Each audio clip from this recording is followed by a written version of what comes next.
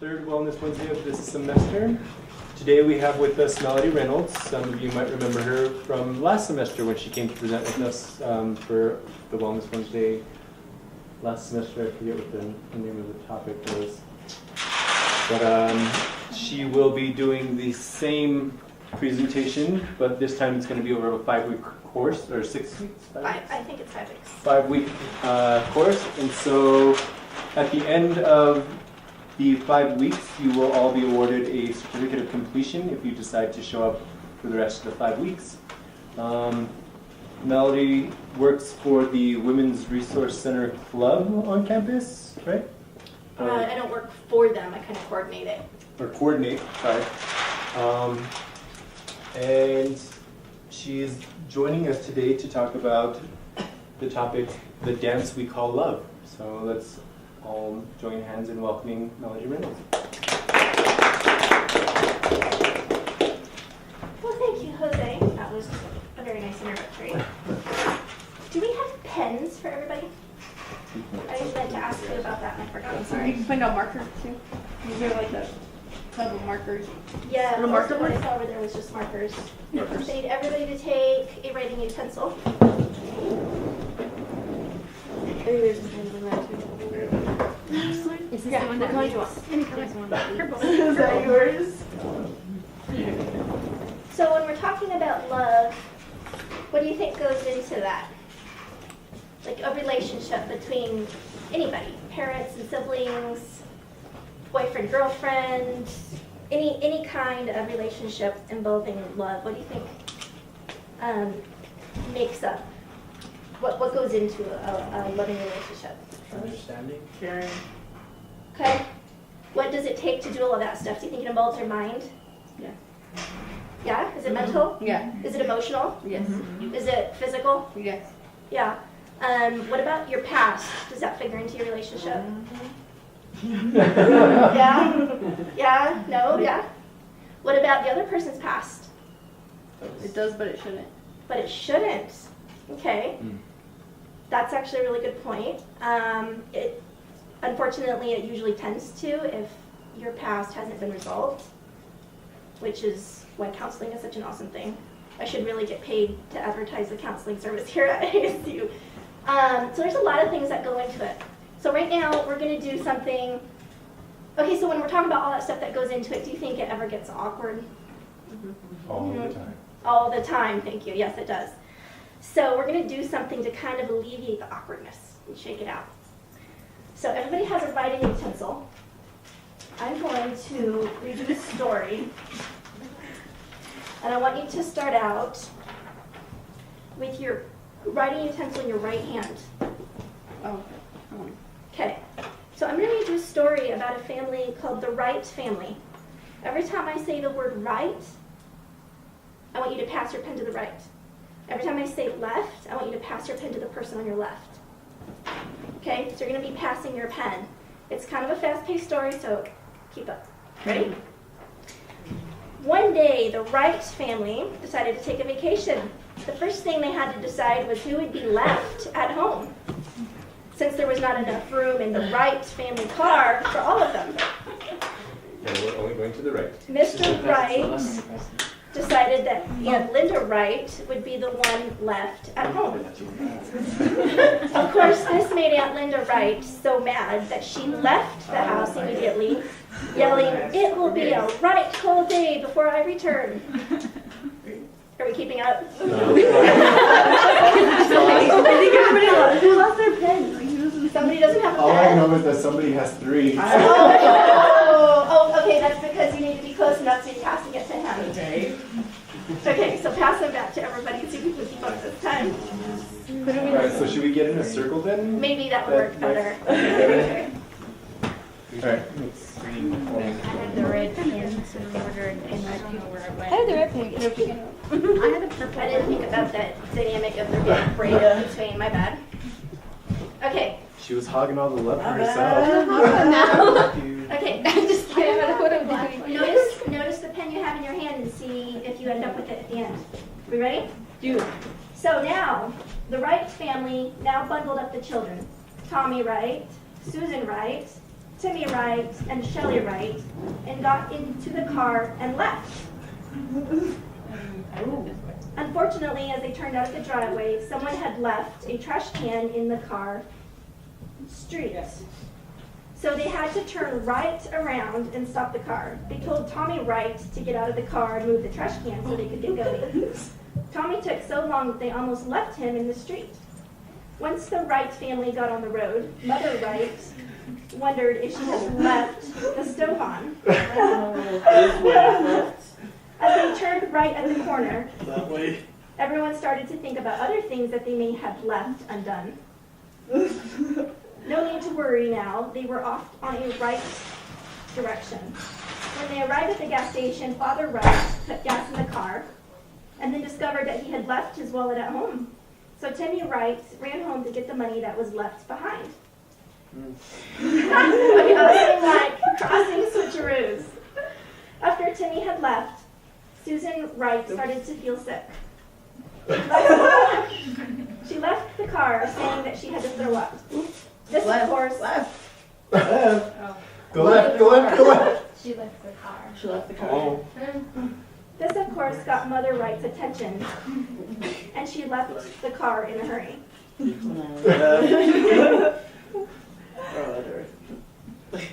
Shelley Wright wanted to watch Susan get sick, so she left the car too. Father Wright was with Timmy Wright, who was playing a game in the back seat. With all this going on, Father Wright decided that this was not the right time to take a vacation. So he gathered up all the family and left the gas station as quickly as he could. When he arrived home, he turned left into the driveway and said, "I wish the Wright family had never left the house today." So, who has their own pen? No Nobody. Were you able to keep up? Y'all can sit down. Nobody kept up? Kind of I think I like passed maybe? stuff to the right when I was supposed to be left. Oh, I guess you can use mine. I had the blue marker. I had the red pen. Black marker. Nate. That's mine. I had the blue marker. And then mine got stolen. Yours got stolen? So there was thieves in the middle of that game. So what was the point of that? What did that have to do with love and sex? But it happened really fast. Wow, good answers. Actually, it had really nothing to do with it, but it made you laugh. And when you're laughing, you're learning, and you're not being nervous. So the awkwardness and the nervousness about our topic hopefully has dissipated a little bit. And plus, it's just fun to do. I love watching people do that. It's hilarious. Okay, so we're going to be doing this for 5 weeks, you guys. This is going to be really fun, and I'm really excited. So there's a lot to cover when we're talking about relationships, specifically sexual relationships, which is the bottom line of what we're talking about. So we're going to talk a little bit about building a classroom climate. Like, I know this isn't a classroom, but for the next 5 weeks on Wednesdays, it kind of will be, because I'll be talking to you and hopefully giving you a lot of information that will empower you and help you grow and become a better person in your relationships. So for that, to be able to facilitate that kind of an environment where you can learn and become empowered, there's some things we need to put into place. So here's some example of some norms that I like to talk about and kind of just make sure that we adhere to these and that we agree right off the get-go that we're going to do these, because if we don't, people's feelings get hurt and it just gets weird and awkward. So let's be open-minded and kind to one another. All questions are valuable questions, so I don't want you to feel like because you asked something and everybody else knew it and you didn't, that was stupid, because it's not. Every question is valuable. Respect everybody else in your class and agree to disagree. We don't all have to agree. Relationships is not a hard and fast science. Like somebody, and I don't remember who, somebody like Gandhi said that trying to define love is kind of like trying to nail Jell-O to the wall. Can you do that? Like, there's just no way, and it's different for every single person because relationships are made up of individual persons. So no put downs, verbal or nonverbal insults. So watch your body language, your eye contact. We will do no gender bashing, no ethnic or culture bashing, no gay bashing, no stereotyping. So agree to disagree in those areas. Just because you think somebody else is different, or somebody doesn't agree with you, or somebody has a different opinion than yours doesn't make it okay for you to be disrespectful. Do not embarrass one another. So the whole topic can be embarrassing. So I'm going to try really hard not to embarrass anybody. And there's confidentiality. So we're not talking about secrets. There's not secrets, but confidentiality, which is a big difference. So this is a safe place. You can talk, you can share, you can ask questions, and it's not going to leave these four walls. No gossiping. You have a right to pass on any activity if you feel uncomfortable doing it. So like as we do it, I will be asking for volunteers, we'll be doing activities, but if it makes you, weirds you out, or you're just not comfortable, just say so, and that's okay. Use correct anatomical language when we're talking about bodies and we're talking about sex. Make sure you're correct with that and not crude or disgusting. Instructor has a duty to report should a student tell them something that is against the law, such as sexual abuse of a child, so I'm not going to, so I am obligated by law to report something if I hear something that is happening illegal. Otherwise, this scenario is also confidential with me. No negative self-talk. So just because you hear something and you're like, oh my gosh, I never knew that, and I've done so horrible with that, don't put yourself down. This is about empowerment, not about negativity. Cell phone silent, be kind, limit your side conversations, ask for what you need. If you need a pen, ask for it. Take care of your personal needs. If you need to go to the bathroom, go to the bathroom. We're going to try to start and end on time, and we'll try to stay on task. So that being said, let's talk about what is the meaning of sex for you? So when you think about sex, what do you think of?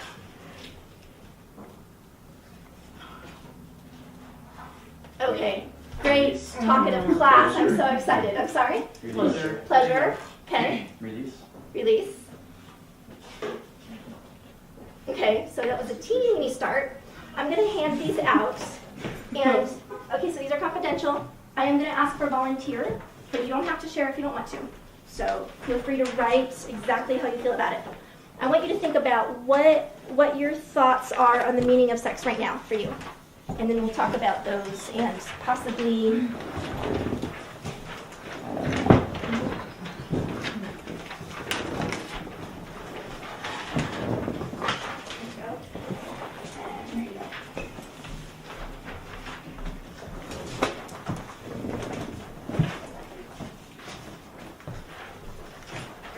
So I want you to think about feelings, like how does, okay, I know this is really cliche, but how does it make you feel when you're thinking about sex?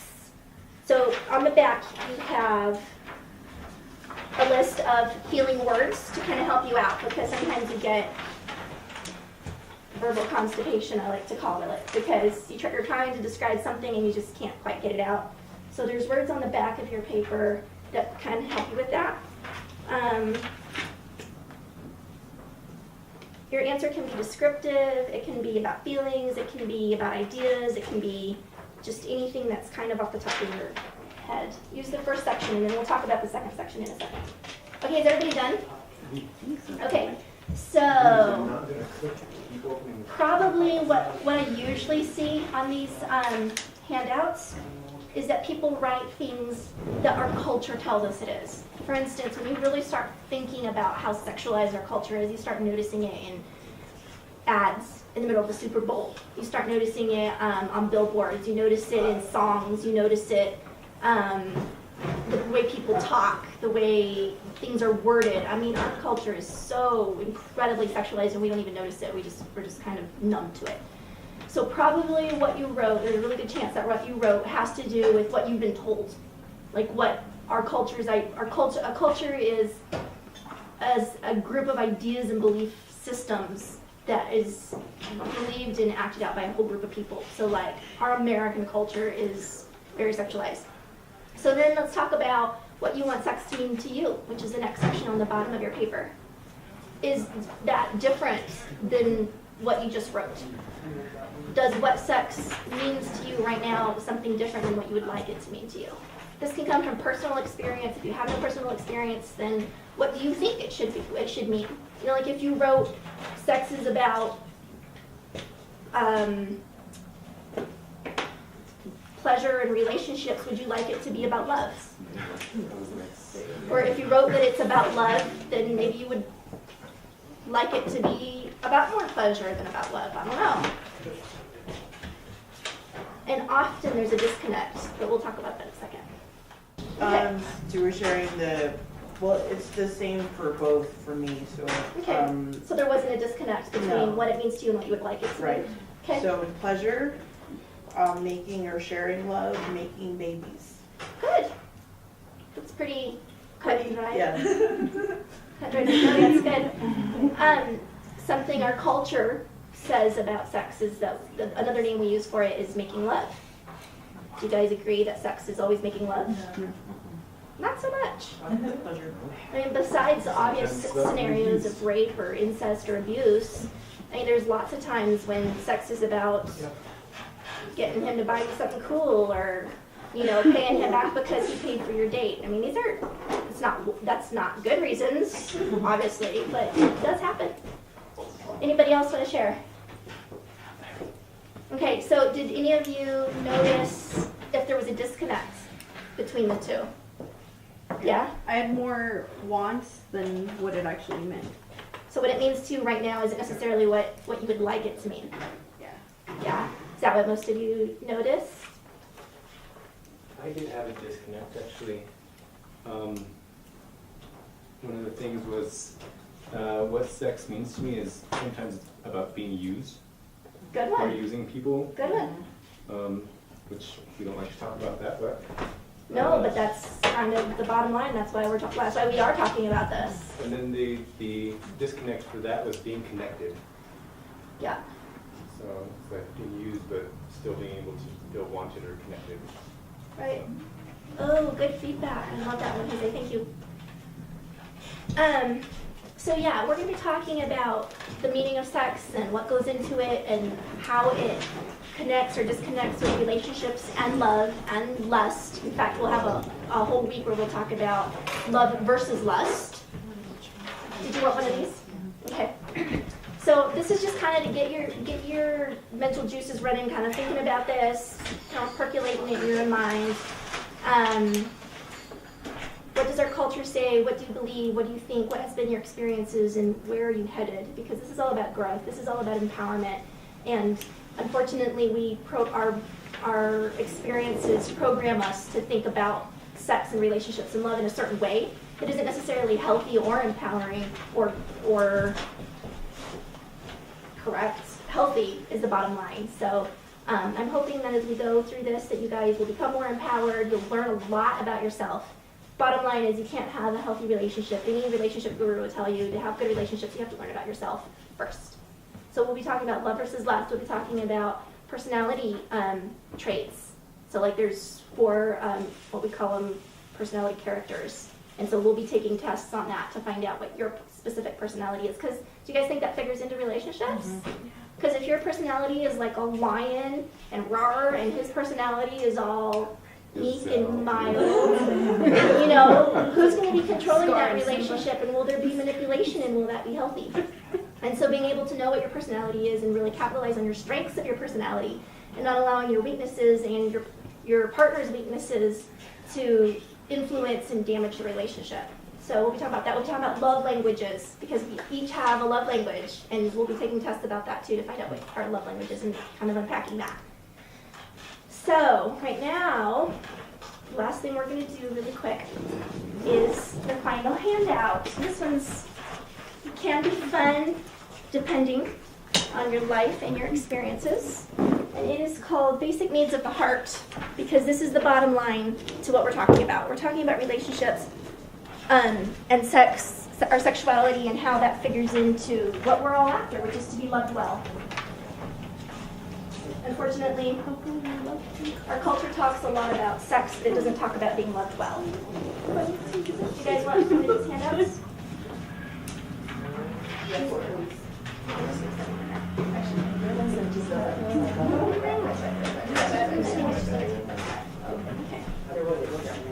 Well, honey, you're going to get money. Just let them cook it and we'll figure it out next. How much time do we have left? As much as you want. Sorry. Does everybody have to go to class Some are gonna shuffle out at 1. At 1? But Okay, yeah, so I'm gonna some try of to wrap us this up in the can- next yeah. 15 minutes, Yeah. 10, 15 minutes. Okay, so, I gave you all a handout and I don't know what I did with mine. Thank you. So basic needs of the heart.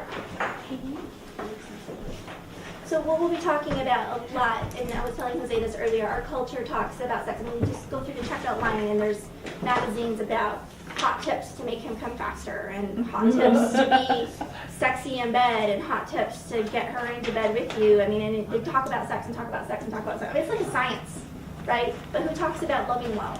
Who talks about really pouring emotionally into relationships so that, and later I want to talk to you about how the survey that the Time magazine took a couple of years ago, in 2007, I think, Time magazine did a survey on married people, single people, cohabiting people, and divorced people to find out who was having the best sex. And they couldn't just check like, oh yeah, I'm having the best sex. Like, it was an extensive survey, like, how safe do you feel in your sex life? How often do you have it? How satisfied are you with it?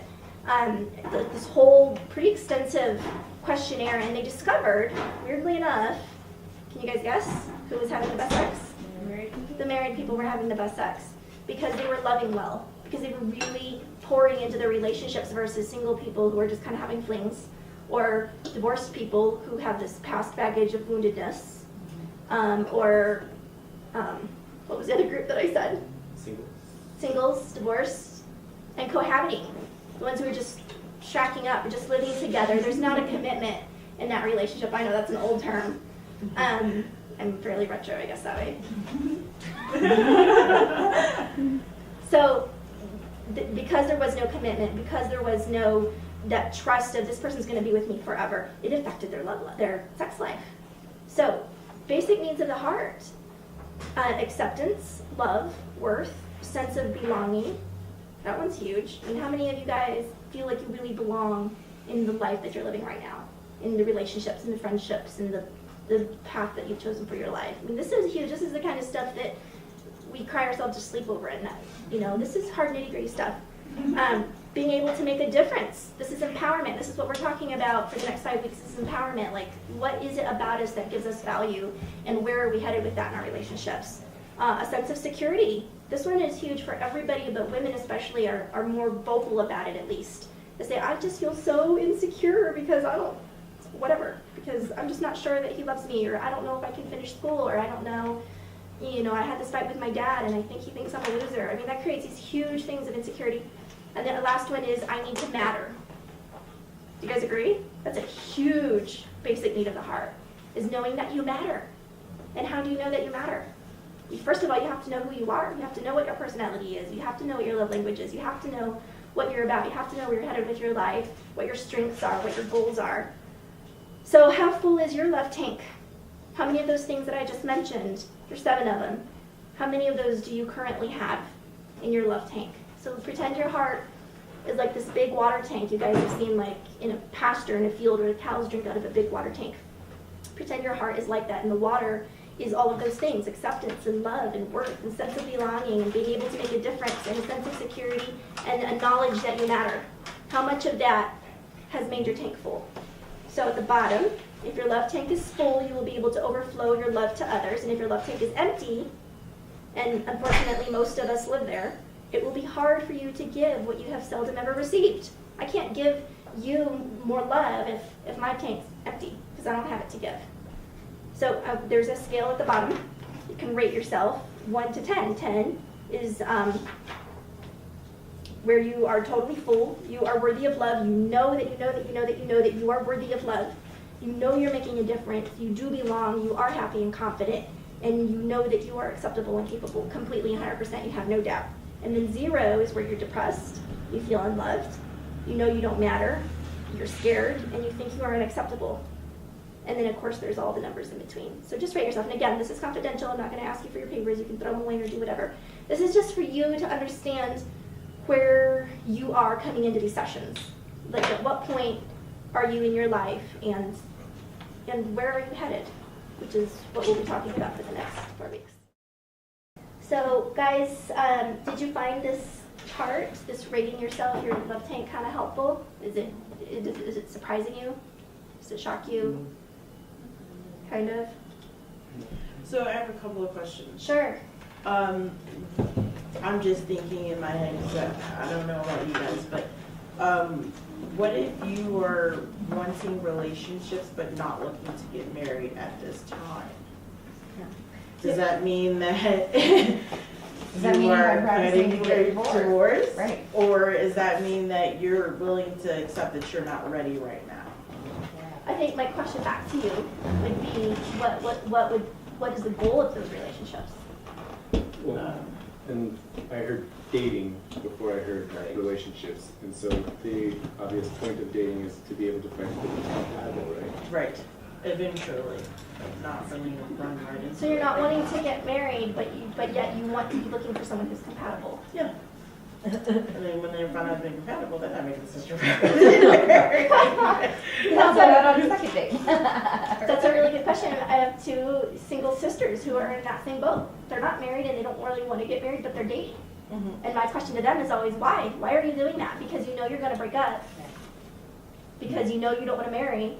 So why are you purposely sticking your heart in that meat grinder? Because to me, that's how dating was before I got married. It was a freaking meat grinder. It hurts to date and fall in love and get attached and become sexually active and do all these different things with this person and have all this history and all this bonding and all this emotional connectedness, and then to just chop that off was mind-blowing. I feel like too, there's lots of people who can love more than one person and can date somebody and say, okay, well, you know, we've reached the end of our path, and I still love you, but now I'm going and moving on. I think that.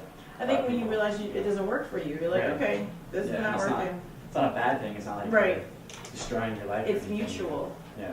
I think if you can do it respectfully as adults, that's the trick about it. I feel like if you can date and or be in a relationship, and then when you decide you want to separate, you do it respectfully, not with like daggers. Right. that seems better to me. But how many people can do that? How many people do it that way? Yeah, that's good. And does that require your love tank to be full, to be able to respectfully release somebody else from accepting you and loving you and giving you your self-worth and giving you your own sense of belonging and making you feel secured, making you feel mattered?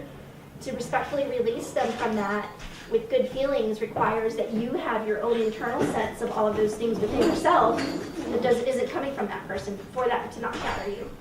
And which requires some pretty intense, serious emotional health. And the average person, I don't think, really has that, honestly. I mean, just looking around, you're kind of like, I don't know that a lot of us have much of that. Which is why this kind of stuff is really awesome, because we'll be addressing those things and like, where do you get your sense of security and who are you and what does make you matter? Is it your past, that crap that happened to you when you were a kid, or that crap that happened to you in that last relationship? Does that define you? Is that where you get your sense of belonging? No. So what are we focusing on? What is it that we want out of our relationships?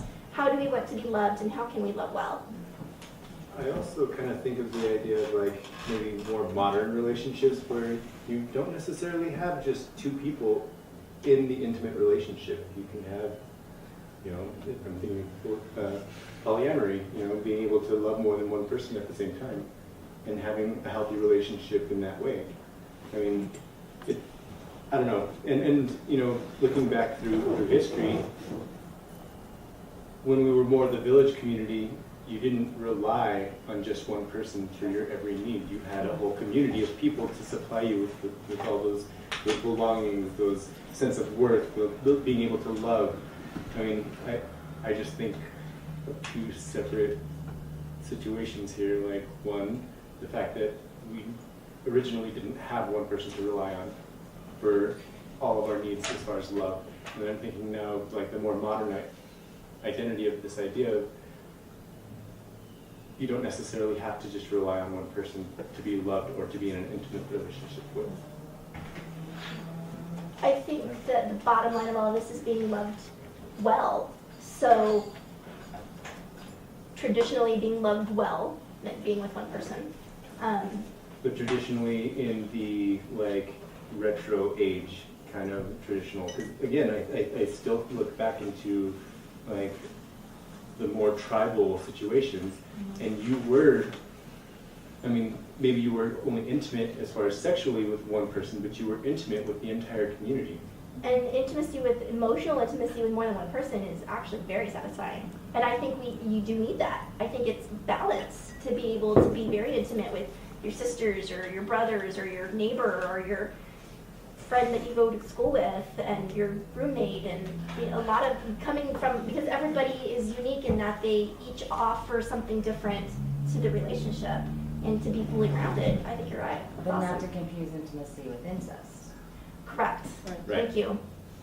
Right. Intimacy inside of, sexual intimacy inside of family is illegal and never right. Not At least in healthy. most states. Just defining intimacy. Right. Well, yeah, because there's a difference between the sexual intimacy, the emotional intimacy, and even the mental Thanks for clarifying intimacy. that. There's some people I'm very emotionally intimate. My BFF and I, we talk emotional. I mean, Gotcha. these feeling words. We're all about feeling words and feeling words and feeling words, but we almost never talk on a mental level. You know, we don't challenge each other with, you know, deep thought processes. You know, I have other friends that I do that with, where they really challenge me to think about why I believe what I believe. They challenge me in my beliefs and my mental paradigms. And then, you know, obviously then I'm sexually intimate with my husband. So yeah, it's a rounded outness that you're talking about. That's good. Good The point. more well-rounded you are, the more you're not depending on that one person that you are, you know, sexually intimate with for all those feelings. And setting yourself up for And failure. setting yourself up for failure. Because that's a lot of responsibility to put on just one Right. person. That's what I've found I've done in the past. You're like, oh, well, you could never add up to all this. And I guess that's where I've actually been able to be very, very mindful of that with my relationships, is I've never ever depended on one person for my needs, whether it be sexual or emotional, spiritual, mental. I've never relied on just one person for any of those. And the reality of the situation was that, I mean, this may sound weird, but I was always very honest about it up front. And I always told my partners, you're not the only one. I can't depend on you to be there all the time, and you can't, you know, I don't want to put that type of a pressure on you, because I'm only setting both of us up for failure. And what was the response to that? They actually really appreciated it, and it ended up being a healthy relationship. So, Well, unless you're in a wrong relationship with that control freak who's like, why do you have to go to so-and-so, and why do you have to be with your friends all the time, and why do you have to? right. Like, they But want to I've be the never been in one, an but I unhealthy would hope relationship that with we that. could regulate that and go, whoa, time out. Right. If you're because- making me dependent, Right, because you Then- can actually create that in someone and then they become, You have see, to and that's learn part of it balance. too, is that was part of my safety issues, because I grew up in these domestic violence relationships all around me. And that was my idea, was like, I can't be dependent on just one person, and then have my reality completely torn from me, because now I'm completely dependent on one person. yeah. And that was another one of those, being very, you know, upfront with my partners, was saying, you know, look, this is my history, this is where I come from, and I can't be dependent upon you. I can't, because then I'm unhealthy. That makes you unhealthy, because then I'm having to depend on you, and then you're having to be the provider all the time. And you don't, not only is it not healthy for you to have that responsibility, but it's not healthy for me to put you in that situation, because then that just causes more strain on the relationship. I'm kind of weird in that regard. This is good dialogue in that we're just talking about basic needs of the heart, and where do we get those basic needs, and being emotionally intelligent enough to understand where we are with our needs and what we're going to do about it in a healthy way.